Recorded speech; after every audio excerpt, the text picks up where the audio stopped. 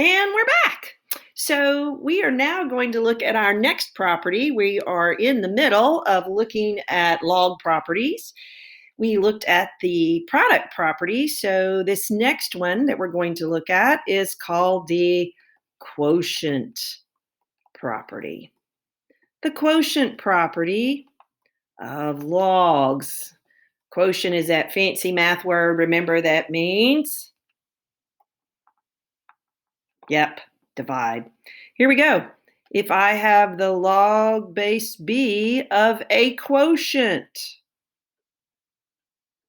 and let's say log base b of n over d, short for numerator and denominator, okay? So I have a quotient going on here. I can expand that to think about the log, think about the exponent rules, right? If I had a quotient and I had, let's say, x to the 7th divided by x to the 3rd, we would say that is x to the what? 7 minus 3 is the exponent rule, so that would give me x to the 4th. All right, think about that. So remember, the log value in log form is the exponent value in exponent form. So I can rewrite the log of a quotient as the difference of the log values. So it's going to be the log base b of n, the numerator, minus the log base b of d, the denominator. All right. And of course, those matter. Whichever one is in the numerator is the one that does the subtracting. Whichever one is in the denominator is the one that's being subtracted.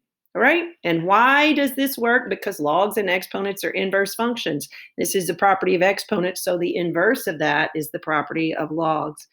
And it works both ways. Not only can you expand it if you have a fraction here and one of these is a variable that you need to get out, you can expand it. But you also can condense it if you have two things here and you need to condense it this way and rewrite a subtraction or a difference, rewrite it as a quotient, you can. Okay? So let's see about using that as an example. Example 2. Here we go. Log base 4 of 48 minus log base 4 of n, there's a variable, equals log base 4 of 6. All right, so what do we notice? Well, we notice the subtraction sign, right up there. So I'm probably going to want to rewrite this as the log of a quotient. I notice that I have logs on both sides. So since that I have logs on both sides, I will probably use the property of equality at some point. I notice that all three are in base 4, so we can do it. Okay. So let's rewrite this by condensing. So we're going to use the property this way. So I'm going to say log base 4 of 48 divided by n.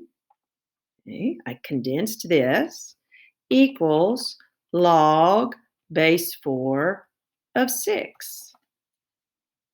All right, so what did we do? We used the quotient property. And now what can we do? Because I got to be able to do something else, right? I need to figure out what that n is and get that out of there. What do I notice? I notice I have log of this equals log of that. They're in the same base. So if they're in the same base and the log values are equal to each other, one on this side, one on this side, I can use the log property of equality and set the arguments equal to each other. So if this is true, then this must be true. 48 divided by n equals 6.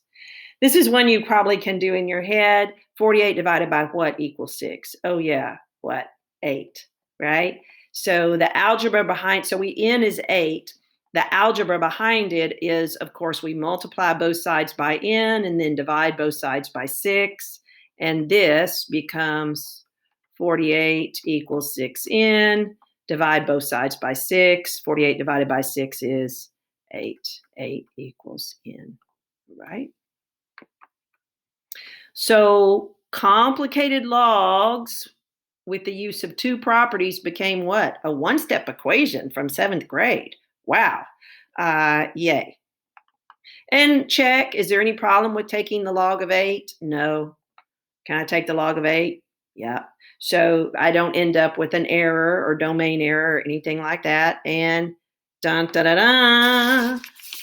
That is how you use the quotient property of logs.